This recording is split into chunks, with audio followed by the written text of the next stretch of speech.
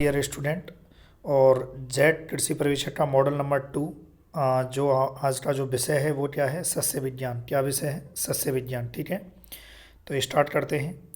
Model number 2 first जो है मैंने डाल दिया है, आप चेक कर लेना। और ये एग्रोनॉमी का मॉडल है। पहला क्वेश्चन है कि राजस्थान की औसत वर्षा है, राजस्थान की औसत वर्षा है, ये आपसे पूछा है।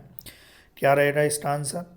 575 mm। ठीक है, और यदि आप नए हैं तो चैनल को आप सब्सक्राइब कीजिए, एप्लीकेशन को डाउनलोड कीजिए। साथ ही जो मेरा नंबर है, यदि आप जेट के विद्यार्थी हैं, जैसा कि पता है आपकी जो जेट की परीक्षा है वो आपकी 8 मई को है। 8 मई 2022 को जेट की आपकी परीक्षा है। तो आप जो है मुझे इस नंबर पर जो है व्हाट्सअप कर सकते हैं, जेट 2022। क्वेश्चन नंबर 2, आईसीआर की स्थापना कब हुई? क्वेश्चन नंबर 2 क्या है? आईसीआर की स्थापना कब हुई? इसका जो आंसर है वो क्या है? 16 जुलाई 1929 को। क्वेश्चन नंबर 3, ठंडा बादल निर्माण हेतु कौन सा तत्व काम आता है? ठंडा बादल निर्माण हेतु कौन सा तत्व काम आता है? तो ये आपको बताना है कि कौन सा। ठंडे बादल से मतलब हम कह सकते हैं कि बरसात के लिए हम कह सकते हैं कि यदि ठंडा बादल से यदि आपको बरसात करनी है ना, कृत्रिम कृत्रिम वर्षा जब यदि करनी है, ये पूरा क्वेश्चन नहीं है। कृत्रिम वर्षा, यदि ठंडे बादलों से कृत्रिम वर्षा करनी है तो कौन सा तत्व काम में लेंगे? AGI।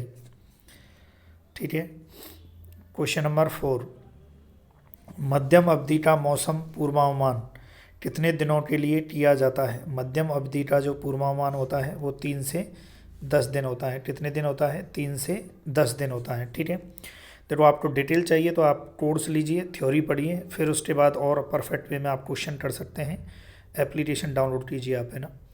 क्वेश्चन नंबर 5, वर्षा का दिन किसको कहेंगे? वर्षा का दिन किसे कहेंगे? और आंसर है 2.5 mm से अधिक वर्षा यदि होती है 24 घंटे में, यदि 24 आवर में, 24 आवर में, 8 दिन में यदि 2.5 mm से अधिक वर्षा होती है तो उसे हम कहेंगे वर्षा का दिन। क्वेश्चन नंबर 6, तमिलनाडु में सर्वाधिक वर्षा करने वाला मानसून। तमिलनाडु में सर्वाधिक वर्षा करने वाला मानसून, तो इसका जो आंसर है वो क्या है? उत्तर पूर्वी मानसून। क्या है? उत्तर पूर्वी मानसून। क्वेश्चन नंबर 7, सौर स्थिरांक का मान है, सौर स्थिरांक का मान है, तो ये है 1.94 कैलोरी पर सेंटीमीटर पर मिनट। ठीक है, ध्यान रखें, थोड़ा सा यूनिट के अकॉर्डिंग आपको ध्यान रखना है। ठीक है, सौर स्थिरांक का मान जो है वो क्या है? यूनिट। देखो यूनिट में थोड़ा सा चेंजेस है और आंसर भी चेंजेस हो रहा है, तो ये ध्यान रखना है सौर स्थिरांक का मान कितना होता है। क्वेश्चन नंबर 8, कुल आपतित सूर्य किरणों को ज्ञात करने का यंत्र है। कुल आपतित सूर्य किरणों को ज्ञात करने का यंत्र क्या है? पाइरेनोमीटर। ये PDF चाहिए तो आप टेलीग्राम चैनल जो है एग्री पावर जयपुर के नाम से टेलीग्राम चैनल है, आप उसको ज्वाइन कीजिए, वहाँ पर आपको PDF मिलेगी। साथ ही आप व्हाट्सएप पे चाहते हैं तो मुझे मैसेज कीजिए, तो व्हाट्सएप पे भी मिलेगी। PAR जो है होती है, PAR का जो मान होता है वो कितना होता है? 400 से 700 mm। ध्यान रखें, सॉरी नैनोमीटर, NM होता है। नैनोमीटर जो है फोटोसिंथेटिक एक्टिव रेडिएशन का। Question number 10, India meteorological department की स्थापना कब और कहाँ हुई? ये आपको बताना है कि इंडिया मेट्रोलॉजिकल जो डिपार्टमेंट है इसकी स्थापना, तो ये याद रखें 1875, यहाँ पुणे नहीं, यहाँ आएगा कलकत्ता। ये ध्यान रखें, वेरी इंपॉर्टेंट, ये बहुत अच्छा क्वेश्चन है कि इंडियन मेट्रोलॉजिकल जो डिपार्टमेंट है इसकी स्थापना 1875 में कलकत्ता में हुई थी। बाद में इसको पुणे, फिर पुणे से दिल्ली। ठीक है, क्वेश्चन नंबर 11, तापहास में कितने सेल्सियस की गिरावट आती है? मतलब जो जिसको हम कहते हैं लैप्स रेट, है ना, इंग्लिश में कहते हैं लैप्स रेट, तो डायरेक्ट भी आ सकता है कि जो लैप्स रेट होती है वो कितनी होती है।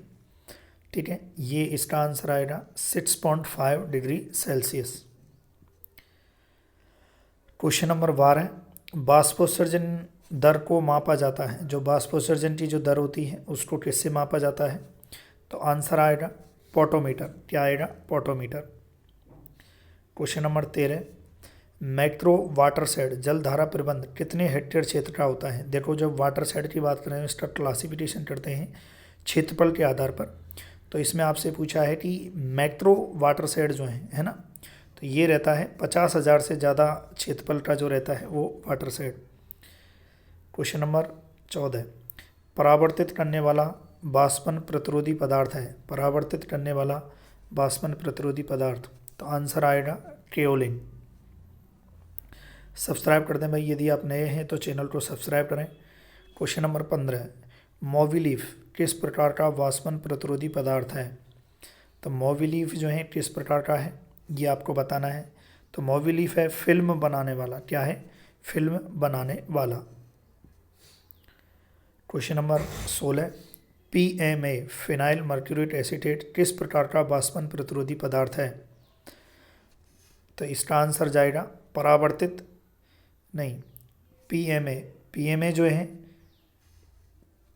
जो है रंध्र बंद करने वाला। फिनाइल मर्क्यूरेट एसीटेट जो है किस प्रकार का है? रंध्र बंद करने वाला जो है, ये ध्यान रखना है आपको। क्या है? रंध्र बंद करने वाला जो है बाष्पन प्रतिरोधी पदार्थ होता है। क्वेश्चन नंबर 17 है ना, क्वेश्चन नंबर 17,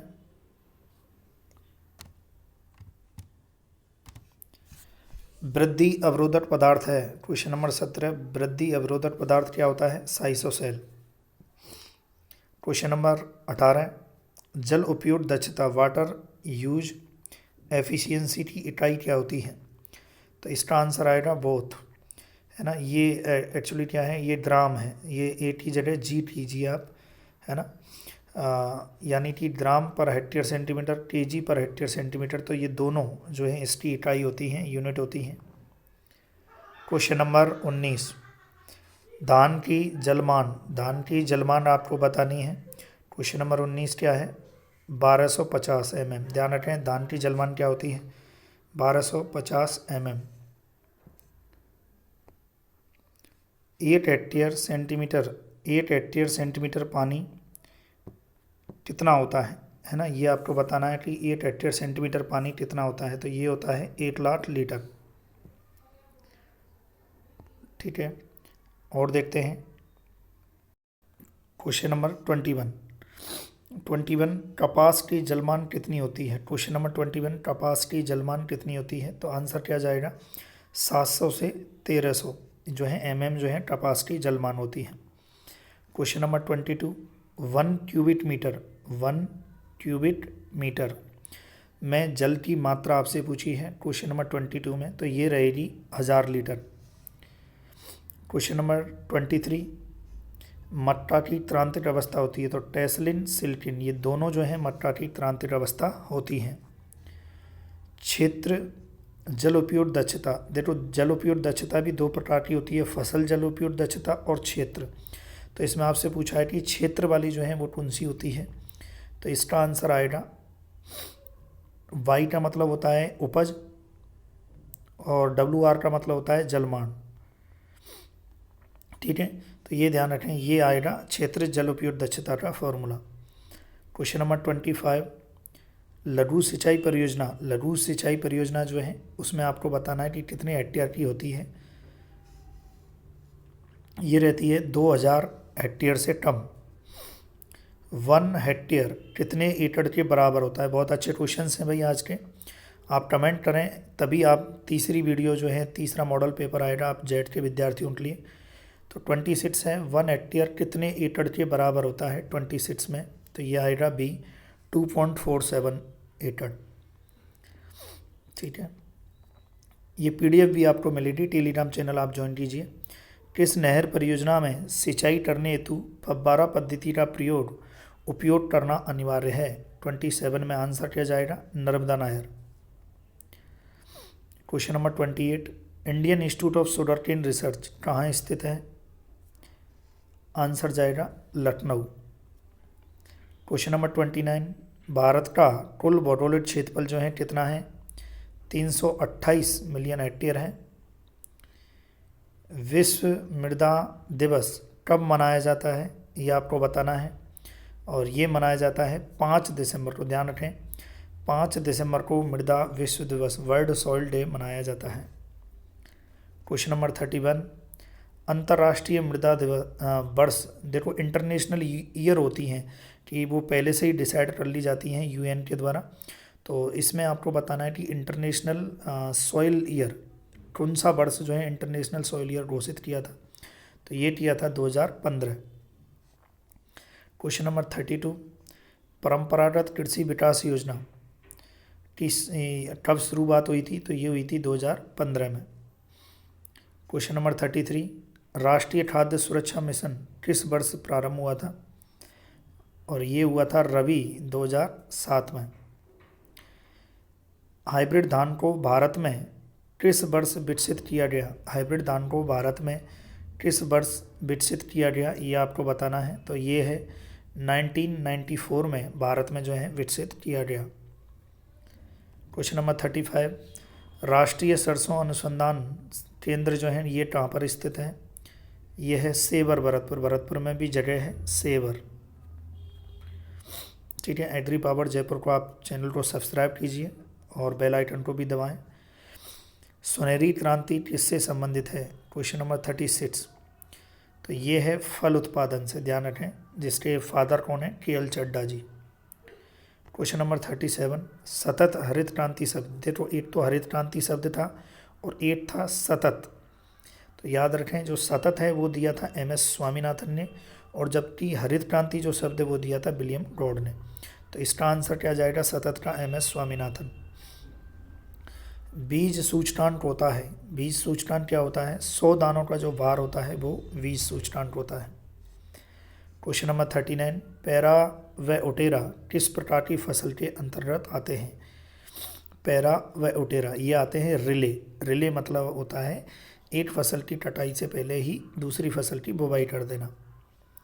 और लास्ट क्वेश्चन, अनिश्चित फसल को निश्चित भूमि पर उगाना कौन सी खेती कहलाता है, बहुत अच्छा क्वेश्चन है, इसको समझना। अनिश्चित फसल को निश्चित भूमि पर उगाने की बात हो रही है, तो इसका मतलब फसल चक्र की बात हो रही है। याद रखें, फसल चक्र में भूमि तो क्या होती है, निश्चित होती है, लेकिन फसल क्या है, अनिश्चित होती है, अगले वर्ष हो सकता है किसी और फसल को उगाएं। तो याद रखें ये 40 जो है आपके जो क्वेश्चंस हैं ये कंप्लीट होते हैं माय डियर स्टूडेंट। तो आपको क्या करना है, ये मॉडल पेपर जो है 2 था, सब्जेक्ट एग्रोनॉमी था, और हमारा जो चैनल है इसको आपको सब्सक्राइब करना है। ओके डियर स्टूडेंट, चलिए thank you so much for watching video. और साथ ही आपको ठीक है PDF के लिए टेलीग्राम चैनल को ज्वाइन करना है और व्हाट्सएप ग्रुप के लिए आपको मुझे मैसेज करना है। चलिए thank you so much for watching video.